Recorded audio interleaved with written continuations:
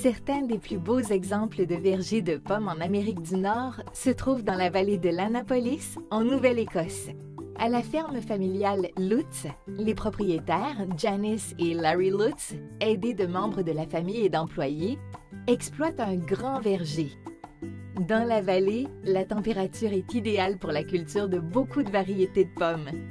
La culture des pommes nécessite des journées chaudes et ensoleillées, et les racines ont besoin de pluie. Une fois les bourgeons sortis, il ne doit pas y avoir trop de vent ni trop de pluie pour favoriser la pollinisation.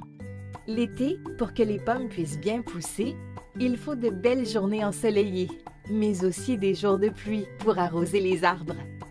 À l'automne, les journées chaudes et les nuits fraîches accélèrent le rougissement des pommes. Et vous connaissez la suite, c'est le temps de les manger. Mais au fait, comment démarre-t-on un verger de pommes? Eh bien, le tout commence par un porte-greffe. Le porte-greffe est un plant sur tige qui a des racines bien solides. Le pommiculteur met les porte-greffes en terre au printemps.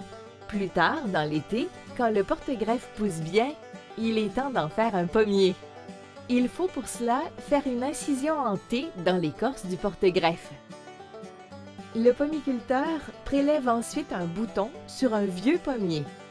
Il insère le bouton à l'intérieur de l'écorce sur le porte-greffe et fixe solidement le bouton sur le porte-greffe à l'aide d'un élastique. Comme la surface du bouton touche la surface de la tige, les deux végétaux fusionnent et finissent par pousser ensemble pour produire un pommier. On appelle greffe la technique qui consiste à faire pousser sur le porte-greffe un bouton prélevé d'un arbre. Les nouveaux pommiers ainsi produits demeurent ici et continuent à croître jusqu'à environ 4 pieds de hauteur.